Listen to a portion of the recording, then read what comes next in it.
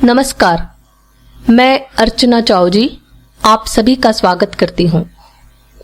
आइए सुने जयशंकर प्रसाद जी की लिखी कहानी। शीर्षक है कला। उसके पिता ने बड़े दुलार से उसका नाम रखा था कला। नवीन इंदु कला सी वह आलोकमयी और आंखों की प्यास बुझाने वाली थी। विद्यालय में सबकी दृष्टि उस सरल बालिका की ओर घूम जाती थी, परंतु रूपनाथ और रसदेव उसके विशेष भक्त थे। कला भी कभी कभी उन्हीं दोनों से बोलती थी, अन्यथा वह एक सुंदर नीरवता ही बनी रहती। तीनों एक दूसरे से प्रेम करते थे, फिर भी उनमें डाह थी। वे एक दूसरे को अधिकाधिक अपनी ओर आकर्षित देखना चाहते थे। छात्रावास में और बालकों से उनका सौहार्द नहीं था। दूसरे बालक और बालिकाएं आपस में इन तीनों की चर्चा करते। कोई कहता, कला तो इधर आंख उठाकर देखती भी नहीं। दूसरा कहता, रूपनाथ सुंदर तो है किंतु बड़ा कठोर है। तीसरा कहता, रसदेव पागल है, उसके भीतर न जाने कितनी हलचल है। उसकी आंखों में निश्चल अनुराग है, पर कला को जैसे सबसे अधिक प्यार करता है। उन तीनों को इधर ध्यान देने का अवकाश नहीं था। वे छात्रावास की फुलवारी में अपनी धुन में मस्त विचरते थे। सामने गुलाब के फूल पर एक नीली तितली बैठी थी। कला उधर देखकर गुनगुना रही थी। उसकी सजल स्वर लहरी अवगुंठित हो रही थी। पतले पतले अधरों में बना हुआ छोटे से मुंह का अवगुंठन उसे ढकने में असमर्थ था। रूप एकटक देख रहा था और रस नीले आकाश में आंखें गड़ाकर उस गुंजार की मधुर श्रुति में कांप रहा था। रूपनाथ ने कहा, आह कला, जब तुम गुनगुनाने लगती हो तब तुम्हारे अधरों में कितनी लहरें खेलती है। भवें जैसे अभिव्यक्ति के मंच पर चढ़ती उतरती कितनी अमिट रेखाएं हृदय पर बना देती है। रूप की बातें सुनकर कला ने गुनगुनाना बंद कर दिया। रस ने व्याघात समझकर भ्रू भंग सहित उसकी ओर देखा। कला ने कहा, अब मैं घर जाऊंगी, मेरी शिक्षा समाप्त हो चुकी। तुम मुझे भूलोगे तो नहीं? रसदेव ने कहा, भला तुम्हें कभी भूल सकता हूं? कला चली गई। एक दिन वसंत के गुलाब खिले थे। सुरभि से छात्रावास का उद्यान भर रहा था। रूपनाथ और रसदेव बैठे हुए कला की बातें कर रहे थे। रूपनाथ ने कहा, उसका रूप कितना सुंदर है। रसदेव ने कहा, और उसके हृदय के सौंदर्य का तो तुम्हें ध्यान ही नहीं। हृदय का सौंदर्य ही तो आकृति ग्रहण करता है, तभी मनोहरता रूप में आती है। रूपनाथ बोला, परंतु कभी कभी हृदय की अवस्था आकृति से नहीं खुलती, आंखें धोखा खाती हैं। मैं रूप से हृदय की गहराई नाप लूंगा रसदेव। तुम जानते हो कि मैं रेखा विज्ञान में कुशल हूँ। मैं मित्र बनाकर उसे जब चाहूंगा प्रत्यक्ष कर लूंगा। उसका वियोग मेरे लिए कुछ भी नहीं है। आह रूपनाथ, तुम्हारी आकांक्षा साधन सापेक्ष है। भीतर की वस्तु को बाहर लाकर संसार की दूषित वायु से उसे नष्ट होने के लिए। रस ने जवाब दिया, चुप रहो, तुम मन ही मन गुनगुनाया करो। कुछ है भी तुम्हारे हृदय में? कुछ खोल कर कहे या दिखला सकते हो? कहकर रूपनाथ उठकर जाने लगा। क्षुब्ध होकर उसके कंधे पीछे से पकड़ते हुए रसदेव ने कहा, तो मैं उसकी उपासना करने में असमर्थ हूं? रूपनाथ अवहेलना से देखता हुआ मुस्कुराता चला गया।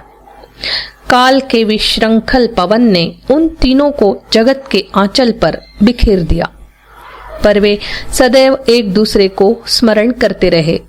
रूपनाथ एक चतुर चित्रकार बन गया। केवल कला का चित्र बनाने के लिए अपने अभ्यास को उसने और भी प्रखर कर लिया। वह अपनी प्रेम छवि की पूजा के नित्य नए उपकरण जुटाता। वह पवन के थपेड़े से मुंह फेरे हुए फूलों का श्रृंगार चित्रपटी के जंगलों को देता।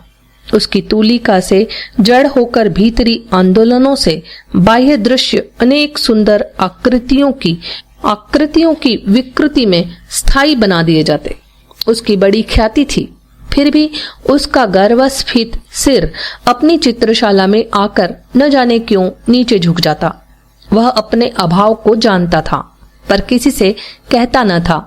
वह आज भी कला का अपने मनोनुकूल चित्र नहीं बना पाया। रसदेव का जीवन नीरव निकुंजों में बीत रहा था। वह चुपचाप रहता, नदी तट पर बैठे हुए उस पार की हरियाली देखते देखते अंधकार का पर्दा खींच लेता। यही उसकी दिनचर्या थी और नक्षत्रमाला सुशोभित गगन के नीचे अवाक निस्पंद पड़े हुए सुकुतूहल आंखों से जिज्ञासा करती रात्रिचर्या। कुछ संगीतों की असंगति और अस्पष्ट छाया उसके हृदय की निधि थी। सब लोग उसे निकम्मा, पागल और आलसी कहते थे। एकाएक रजनी में सरिता कलोल करती हुई बही जा रही थी। रसदेव ने कल्पना के नेत्रों से देखा।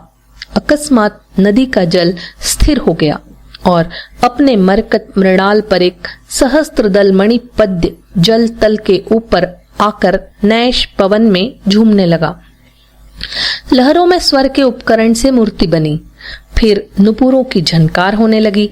धीर मंथर गति से तरल आस्तरण पर पैर रखे हुए एक छवि आकर उस कमल पर बैठ गई। रसदेव बड़बड़ा उठा। वह काली रजनी वाले दुष्ट दिनों की दुख गाथा और आज की वैभवशालिनी निशा की सुख कथा मिलाकर कुछ कहने लगा। वह छवि सुनती सुनती मुस्कुराने लगी, फिर चली गई। नुपुरों की मधुर मधुर ध्वनि अपने संगीत का आधार उसे देती गई। विश्व का रूप रसमय हो गया। आकृतियों का आवरण हट गया। रसदेव की आंखें पारदर्शी हो गई। आज रसदेव के हृदय की अव्यक्त ध्वनि सार्थक हो गई। वह कोमल पदावली गाने लगा। नगर में आज बड़ी धूमधाम है। जिसे देखो रंगशाला की ओर दौड़ा जा रहा है। रंगशाला के विशिष्ट मंच पर संपन्न चित्रकार रूपनाथ ठाठ बाट से बैठा है। धनी, शिक्षित और अधिकारी लोग अपने आसनों पर जमे हैं। वीणा और मृदंग की मधुर ध्वनि के साथ अभिनेत्री ने यवनिका उठते ही पदार्पण किया। नुपुर की झंकारों की लहर ठहर ठहर कर उठने लगी। अंगुली और कलाई, कटी और बाहुमूल स्वर की मरोड़ से बल खा रहे थे। लोगों ने कहा, देखने की वस्तु आज ही दिखलाई पड़ी। जीवन का सबसे बड़ा नृत्य आज ही देखने को मिला। कितने सहृदय अपने उछलते हुए हृदय को हाथों से दबाए थे। शालीनता उनके लिए विपत्ति बन गई थी। चित्रकार का अंध भक्त धन कुबेर भी पास बैठा था। उसने कहा, रूपनाथ, इसका एक सुंदर चित्र बनाकर तुम मुझे दे सकोगे? चित्रकार ने देखा, वह एक अतुलनीय छवि राशि। तुलिका इसके समीप पहुंच सकेगी?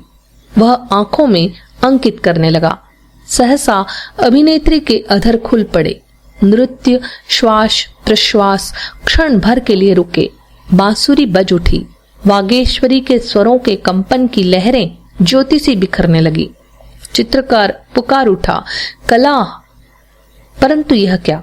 उसने देखा, कला सजीव चित्र थी। उसकी पूर्णता स्वर कंपन के ज्योति मंडल से ओतप्रोत थी। उसने पागलों की तरह चिल्लाकर कहा, मैं असफल हूं, मैं इस भाव को रूप नहीं दे सकूंगा। वह उठकर चला गया। कंगाल, यह तो तुम्हारी बनाई हुई स्मृति नाम की कविता गा रही है। तुम्हारी रसमयी भावुकता ही इस स्वर्णीय संगीत का केंद्र है। जैसे वर्णमाला पहनकर आलोक शिखा नृत्य कर रही है। संगीत में उस समय विश्राम था। अभिनेत्री ने वीणा और मृदंग को संकेत से रोककर मूक अभिनय आरंभ कर दिया था। वह अपने झलमले आंचल को माया जाल के समान फैलाकर स्मृति की प्रत्यक्ष अनुभूति बन रही थी। कवि की मधुरवाणी उसे सुनाई पड़ी। कवि रसदेव ने अपने साथी से हंसते हुए कहा, इसकी अंतिम और मुख्य पदावली यह भूल गई। इसका अर्थ है, मेरी भूल ही तेरा रहस्य है। इसीलिए कितनी ही कल्पनाओं में तुझे खोजता हूँ, देखता हूँ। हे मेरी चिर सुंदरी! वह स्मृति में जैसे जाग पड़ी। उसने सतृष्ण दृष्टि से उस कहने वाले को खोजा और अपने बधाई के फूल विजयमाला उस दूर खड़े कंगाल कवि के चरणों में श्रद्धांजलि के सदृश बिखेरने चाहे। रसदेव ने गर्वस्फीत सर झुका दिया।